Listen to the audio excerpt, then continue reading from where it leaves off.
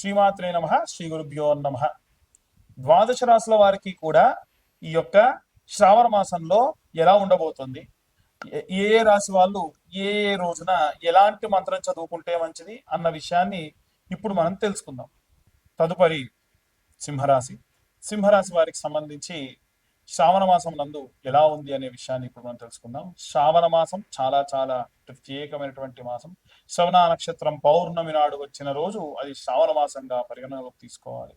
అలా ఆ యొక్క శ్రావణ మాసం 25వ తారీఖు నుండి ప్రారంభమవుతుంది. 29వ తారీఖు నాడు ఈ యొక్క నాగుల పంచమి జరుగుతుంది. నాగుల పంచమి నాడు విశేషంగా జంట నాగులకి పూజాది హవనములు లేదా పూజాది క్రతువులు ఏవీ లేకుంటే కొన్ని పాలు నీళ్లు పోసి అభిషేకం చేసి పసుపు గంధం రాసి బొట్లు పెట్టినంత మాత్రాన చాలు. ఈ యొక్క చేసేటువంటి అభిషేకం ఎలా చేయాలనేటువంటిది గత వీడియోలోనే మీకు చెప్పడం జరిగింది. కావాలంటే ఆ వీడియోకి సంబంధించిన లింక్ కింద డిస్క్రిప్షన్ లో పెట్టమని మా ఛానల్ వాళ్ళకి చెప్తాను. దానివల్ల వాళ్ళు ఖచ్చితంగా మీ దాకా ఈ వీడియోని అందించే ప్రయత్నం చేస్తారు. అలాగే ఈ రాశి వారికి సంబంధించి ప్రత్యేకంగా ఎవరైతే ఈ యొక్క శ్రావణ మాసము నందు గోసేవాది క్రతువులు చేయడం మంచిది. కృష్ణాష్టమి రోజున అంటే 16 ఆగస్టు రోజున కృష్ణాష్టమి జరుగుతోంది. 29వ తారీఖు స్కందాషష్ఠి జరుగుతుంది. ఈ రోజుల నందు గోవుకు సేవ చేయడం అంటే చాలా మంది గోవుకు గాసం పెట్టడం అనుకుంటారు. గోవుకు మంచిగా ఆచ్ఛాదన చేయడం కానీ, స్నానం పోయడం కానీ, గో పంచకం లాంటిది ఏవైనా ఉంటే పట్టి నార్మల్ వాటర్ లో కలిపి మన చెట్లకు పోసుకోవడం కానీ, ఇలాంటివి చేయడం వల్ల ఆర్టిఫిషియల్ గా వచ్చేటువంటి ఈ యొక్క ఫెర్టిలైజర్స్ ని కాకుండా ఎంతో ఆరోగ్యవంతమైనటువంటి ఈ మయమును మన ఇంట్లో వాడుకోవడం మంచిది. మనం ఊది వెలిగించడానికి కూడా ఆ గోమయం తెచ్చి ఏదైనా చిన్న ప్లాస్టిక్ కప్ లో అద్ది పెట్టేసామంటే అదొక కప్లా తయారవుతుంది. ఆ గోమయాన్ని మనం ఎండిపోయిన తర్వాతకి కాల్చి దాంట్లో సాంబ్రాణి వేయడం వల్ల ఇల్లంతా కూడా మంచి సత్ఫలితాలు పొందవచ్చు. ఎన్నో ఎన్నో జన్మల నుంచి చేసినటువంటి దోషములు పాపములు కూడా పోతాయి.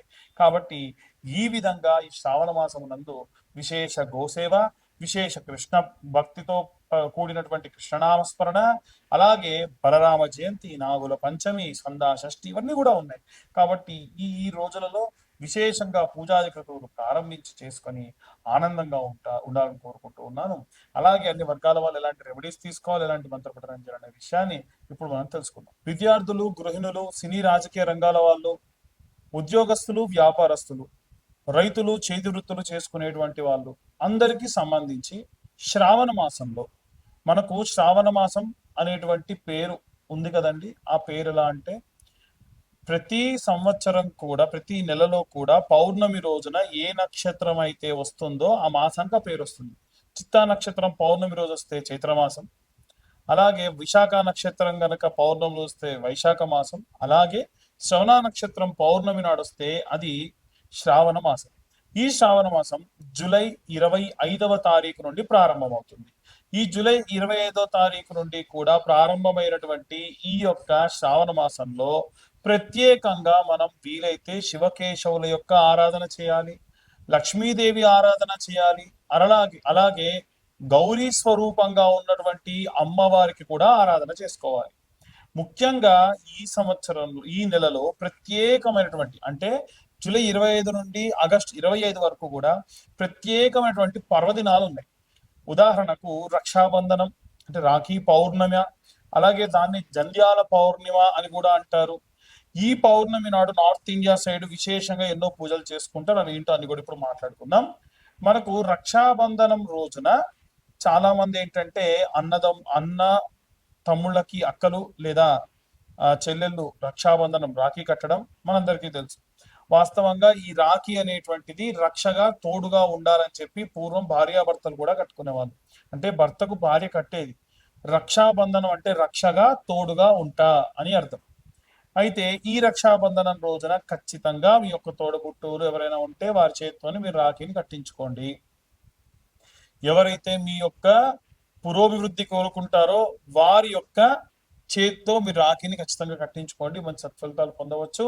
అలాగే జంధ్యాల పౌర్ణిమ అంటారు. ఎవరైతే ఉపనయనం అయ్యి యజ్ఞోపవీతం ఒంటిపై ఉన్నటువంటి వాళ్ళు ఆ రోజున ఈ యొక్క జంధ్యాన్ని మార్చుకుంటారు. అలాగే ఉపనయనమైన వాళ్ళందరూ కూడా ఆ యొక్క రోజున కృష్ణాంజనం ఉంటుంది, జింక చర్మం, దాన్ని హోమంలో వేసేసి ఆ శరీరం పైన అది తాడుగా వేసుకుంటారు, మళ్ళీ మార్చి కొత్త వేసుకుంటారు. వీటన్నిటితో పాటు ప్రత్యేకంగా ఇది ఎందుకు చెప్తున్నానంటే ఈ పౌర్ణిమ రోజున రైతులందరూ కూడా వీలైతే రైతులందరూ కూడా మీ మీ పంట పొలాల్లోకి వెళ్ళి మీ పంట పండేటువంటి 4 మూలలా కూడా కాస్తంత పసుపు కుంకుమ వేయండి. ఆ రోజున భూదేవతారాధన చేస్తే మంచిది.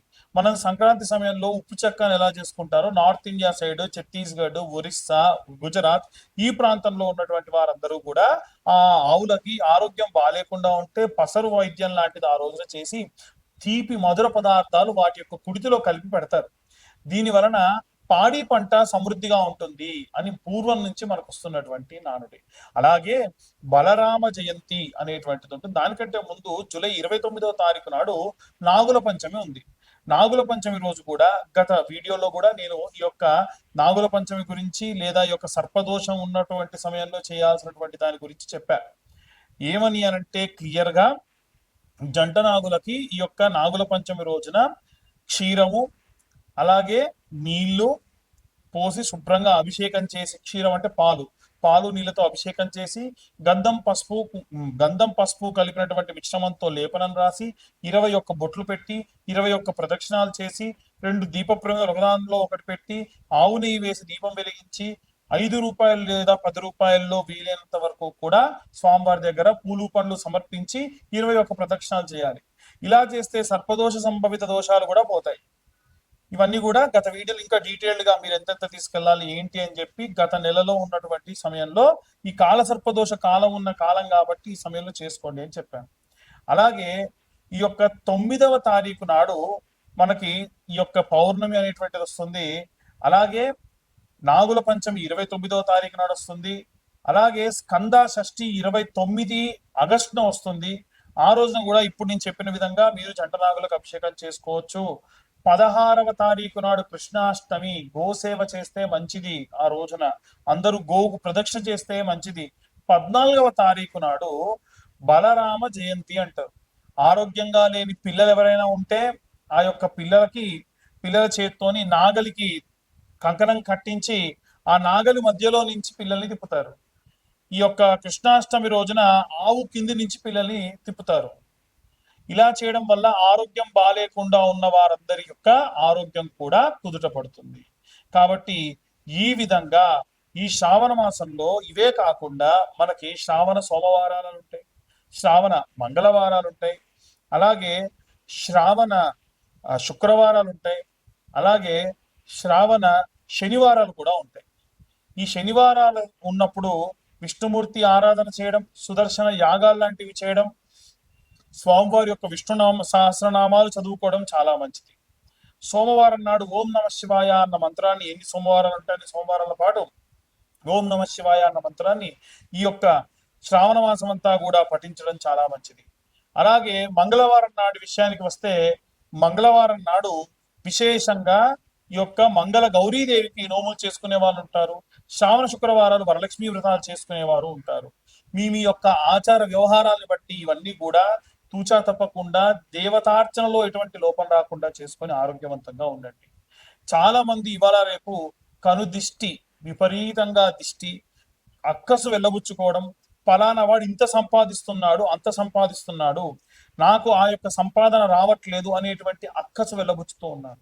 దీంతో ఏం చేస్తున్నారంటే లేనిపోని యంత్రాలని మంత్రాలని ఆపాదించి వాళ్ళ ఇంటిపై వేయడం, మంత్రించినటువంటి పదార్థములు వేయడం, యంత్రములు వేస్తారు. పరయంత్ర పరతంత్ర పరమంత్ర విచ్ఛేదనకు ఈ యొక్క జ్వాలాముఖి మాల ఉపయోగపడుతుంది. ఈ జ్వాలాముఖి మాల ఎవరికైనా కావాలి అంటే చండీ హోమంలో పెట్టి మీ దాకా అందించడం జరుగుతుంది. ఆసక్తి కలవారు ఎవరైనా సరే విత్ సర్టిఫికేషన్ నేను మీ దాకా అందిస్తాను. ఆసక్తి కలవారు ఎవరైనా సరే మమ్మల్ని కన్సల్ట్ చేయొచ్చు. కేవలం 1116లకు మీకు ఈ యొక్క సర్టిఫికేట్ తోటి ఈ యొక్క జ్వాలాముఖి మాల అందించడం జరుగుతుంది. ఆసక్తి కలవారు ఎవరైనా సరే కింద ఉన్న నెంబర్కి కాంటాక్ట్ చేసి పూర్తిగా విశేషంగా ఈ యొక్క మాలని అందుకోండి. మా ఛానల్ వాళ్ళు మీ దాకా రీచ్ అవ్వడానికి ఎన్నో రకాలైనటువంటివి పరిశోధనలు చేసి ఏ రెమెడీస్ మీకు చెప్తే బాగుంటుంది అనేది మా ద్వారా రాయించుకొని పదే ఈ ప్రాబ్లంతో ఉన్న వాళ్ళు ఉంటారు గురువు గారు, ఫలానా ప్రాబ్లంతో ఉంటారు అని చెప్పి మీ దాకా అన్ని కూడా చెప్పిస్తూ ఉన్నారు. కాబట్టి దయచేసి ఎవరైతే ఛానల్ సబ్స్క్రైబ్ చేసుకోలేదో సబ్స్క్రైబ్ చేసుకోండి. ఛానల్ని ఈ వీడియో కనుక నచ్చితే లైక్ చేయండి. ఈ ఈ వీడియో మీకు ఏమైనా ఇన్ఫర్మేటివ్ గా ఉంటే ఇంకో నలుగురికి దాన్ని షేర్ చేసి ఎవరైతే ప్రాబ్లంలో ఉన్నారో వాళ్ళకి ఇచ్చేయండి. దాని వలన కాస్త మీకు ఇన్ఫర్మేషన్ అనేది పాస్ అవుతుంది, మాకు కూడా మా ఛానల్ పురోభివృద్ధికి దోహదపడే వాళ్ళు అవుతారు. అలాగే జాతకపరమైనటువంటి వాటి విషయాల్లో చాలా మంది అడుగుతూ ఉన్నారు. జాతకం పూర్తిగా పేరు, date of birth, time, place ఉంటేనే నాకు కాల్ చేసి అడగండి. పేరు, డేట్ ఆఫ్ బర్త్, టైం లేని వాళ్ళు ఎట్టి పరిస్థితుల్లో నేనే కాదు ఎవరి జాతకం చెప్తా అన్నా నమ్మి మోసపోవద్దు.